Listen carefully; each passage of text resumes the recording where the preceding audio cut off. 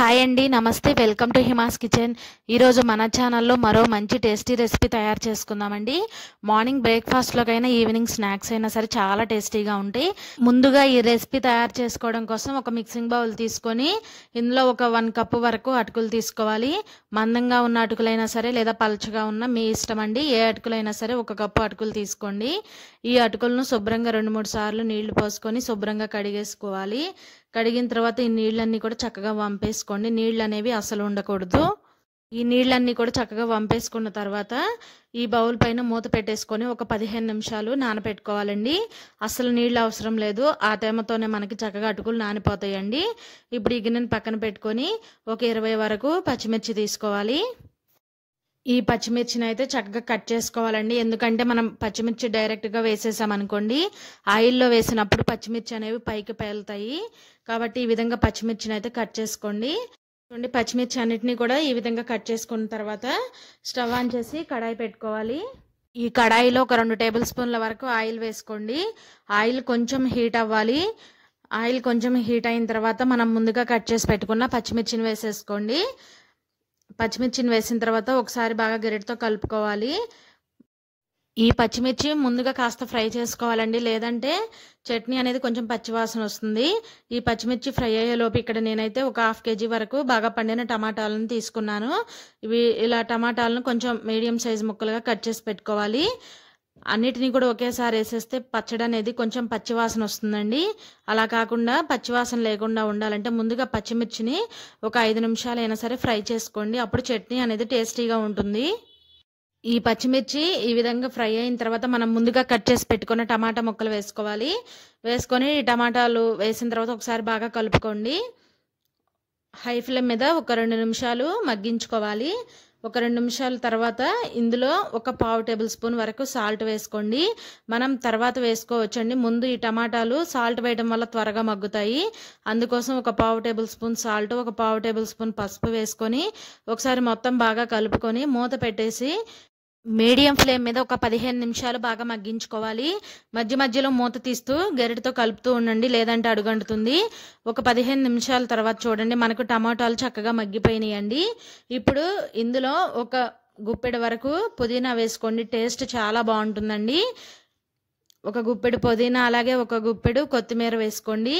ఈ పుదీనా కొత్తిమీర ఫ్లేవర్తో పచ్చడి అయితే చాలా రుచిగా ఉంటుందండి. కొత్తిమీర కూడా వేసాను. తర్వాత కాస్త కరివేపాకు వేసుకోండి. వేసిన తర్వాత ఇందులో మీ పులుపుకు తగ్గట్టు ఒక 5-6 రెబ్బల చింతపండును శుభ్రంగా కడిగేసి వేసుకోవాలి. చింతపండు కూడా వేసిన తర్వాత ఒకసారి మొత్తం బాగా కలుపుకొని మూత పెట్టుకొని మరొక 10 నిమిషాలు మీడియం ఫ్లేమ్ మీద మగ్గించుకోండి. చూడండి, ఇలా మగ్గించుకుంటే మనకి ఈ కొత్తిమీర పుదీనా ఫ్లేవర్తో పచ్చడి చాలా రుచిగా ఉంటుంది. ఇప్పుడు ఒకసారి మొత్తం కలిపేసి మూత పెట్టుకొని మగ్గించుకోవాలి. ఒక 10 నిమిషాలు మగ్గించుకోండి, సరిపోతుంది. 10 నిమిషాల తర్వాత చూపిస్తున్నా చూడండి, చక్కగా మనకి ఈ టమాటాలు అలాగే పుదీనా అన్నీ కూడా చక్కగా ఫ్రై అయిపోయినాయండి. ఇప్పుడు స్టవ్ ఆఫ్ చేసేసి వీటిని పూర్తిగా చల్లారనివ్వాలి. వేడి మీద ఉన్నప్పుడు మిక్సీ జార్లో వేస్తే పైకి చిందుతుందండి. పూర్తిగా చల్లారనివ్వండి. పూర్తిగా చల్లారిన తర్వాత ఒక మిక్సీ జార్ తీసుకొని అందులో మనం ముందుగా ఫ్రై చేసుకున్న ఈ టమాటా పచ్చిమిర్చి మిశ్రమాన్ని మొత్తాన్ని వేసేసుకోండి. ఇలా మొత్తం వేసిన తర్వాత ఇందులో ఒక 1/2 టేబుల్ స్పూన్ వరకు జీలకర్ర వేసుకోండి. జీలకర్ర ఫ్రై చేసేటప్పుడు వేసుకుంటే అంత టేస్టీ ఉండదండి.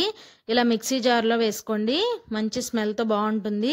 తర్వాత రుచికి సరిపడా సాల్ట్ వేసుకోండి. ఒక 10 వరకు వెల్లుల్లి రెబ్బలు వేసుకొని మూత పెట్టుకొని గ్రైండ్ చేసుకోవాలండి. మరీ మెత్తని పేస్ట్లా కాకుండా కొంచెం కోర్స్గా గ్రైండ్ చేసుకోండి. పల్సిస్తూ గ్రైండ్ చేసినట్లయితే చక్కగా పచ్చడి అయితే ఈ విధంగా ఉంటుందండి.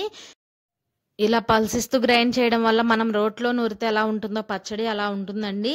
ఇలా తయారు చేసుకున్న ఈ పచ్చడిని ఒక బౌల్లో పెట్టేసుకోండి. పుదీనా కొత్తిమీర ఫ్లేవర్తో టమాటా పచ్చడి అయితే రెడీ అండి.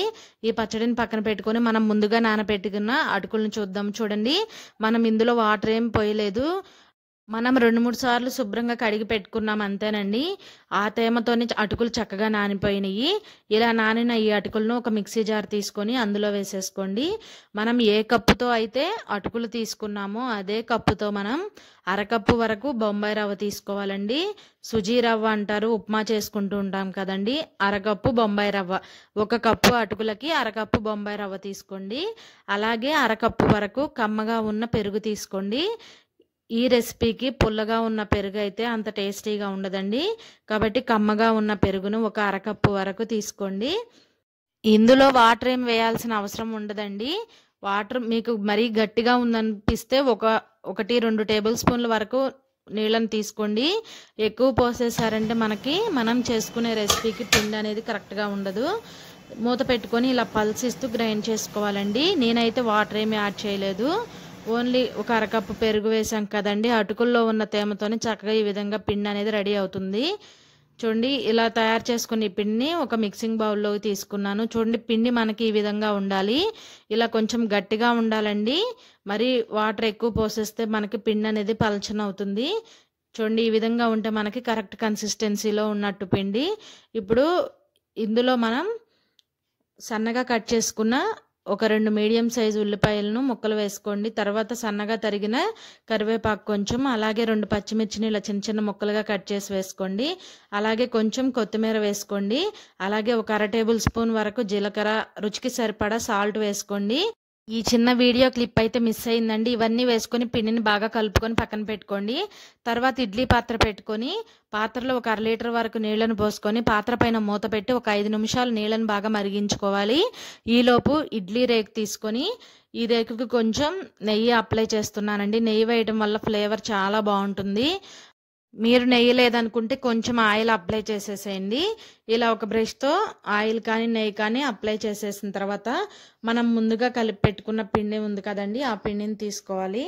ఇలా కొంచెం పిండిని తీసుకొని వడల్లా చేసుకోవాలండి. 4 వేళ్ల మధ్య ఈ పిండి ముద్దను పెట్టుకొని బొటన వేలుతో ఈ విధంగా కొంచెం ప్రెస్ చేస్తూ చిన్న హోల్ పెట్టుకోండి మధ్యలో. మనకి వడ అనేది రెడీ అవుతుందండి. మీకు ఒకవేళ క్రాక్స్ వచ్చినట్టు ఉంది అనుకుంటే కనుక ఇలా అరచేతిలో పెట్టుకొని ఇలా నిలువుగా తిప్పినట్లయితే మనకి చక్కగా క్రాక్స్ రాకుండా చక్కగా వస్తాయండి. మీకు ఇలా ఇబ్బందిగా ఉంది అనుకుంటే అరచేతిలో పెట్టుకొని ప్రెస్ చేసుకోవచ్చు. చాలా సింపుల్ మెథడ్లో అయితే మనం ఈ విధంగా తయారు చేసుకోవచ్చు అండి. చాలా టేస్టీగా ఉంటాయి. ఈవినింగ్ స్నాక్స్లా పెట్టినా కూడా పిల్లలు చాలా ఎంజాయ్ చేస్తూ తింటారు. ఒకవేళ మీకు చేతికి కూడా అతుక్కుంది అనుకుంటే చేతిని కొంచెం తడపండి, లేదా కొంచెం ఆయిల్ అప్లై చేసి ఇలా అరచేతిలో వడల్లాగా తయారు చేసుకోండి. చాలా సింపుల్గా చేయొచ్చండి, చాలా టేస్టీగా ఉంటాయి. ఇలా తయారు చేసిన వీటన్నిటిని కూడా ఒక ప్లేట్లో పెట్టేసుకోండి. చూడండి, ఈ విధంగా ఒక 7ని అయితే ఇలా ప్రిపేర్ చేశానండి. మిగిలిన పిండిని పక్కన పెట్టేశాను. ఇలా తయారు చేసిన ఈ వడల్ని మనం ముందుగా ఇడ్లీ పాత్రలో నీళ్లు పోసి మరిగించుతున్నాం కదండి, మూత తీసి చూద్దాము. నీళ్లు బాగా వేడైనాయండి. ఇప్పుడు మనం నెయ్యి రాసి పెట్టుకున్న ఇడ్లీ రేకు పెట్టుకోవాలి.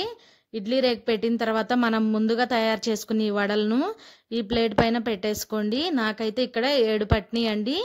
ఇలా 7ని కూడా ప్రిపేర్ చేసి పెట్టుకున్నాం కదా, వీటిని అయితే ఇలా ఇడ్లీ ప్లేట్లో పెట్టేశాను. ఒక 15 నిమిషాలు మీడియం ఫ్లేమ్లో కనుక ఉడికించుకుంటే మనకి పర్ఫెక్ట్గా ఉడుకుతాయండి. ఇలా అన్నిటినీ కూడా పెట్టిన తర్వాత పాత్ర పైన మూత పెట్టేసి ఒక 15 నిమిషాలు మీడియం ఫ్లేమ్లో ఉడికించుకుందాము.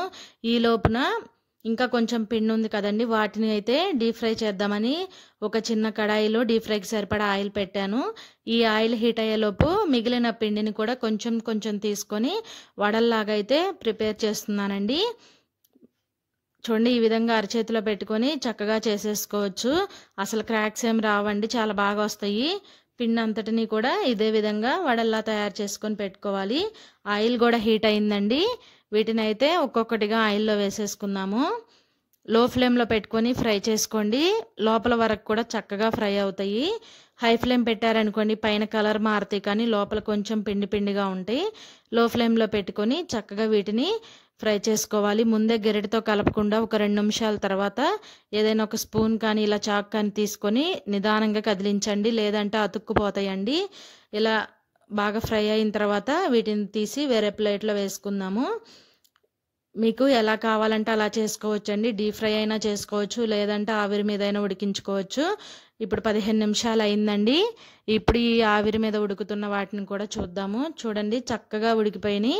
చేతిని కొంచెం తడిపి ఇలా నొక్కి చూడండి, మీకు చేతికి ఎక్కడ అంటుకోకుండా వస్తే చక్కగా ఉడికినట్టు. లేదు మీకు కొంచెం చేతికి అంటుకుంటుంటే కనుక మూత పెట్టి మరొక 5 నిమిషాలు ఉడికించుకోండి. నాకైతే ఇక్కడ బాగా ఉడికిపోయినాయి అండి. స్టవ్ ఆఫ్ చేసేసి నిదానంగా ఈ ప్లేట్ని అయితే తీసి బయట పెట్టాను. చక్కగా ఏదైనా ఒక స్పూన్తో చక్కగా తీసేయండి, చాలా ఈజీగా వచ్చేస్తాయండి. మనం అడుగున నెయ్యి రాసాం కదండి, చాలా కమ్మగా ఉంటాయి.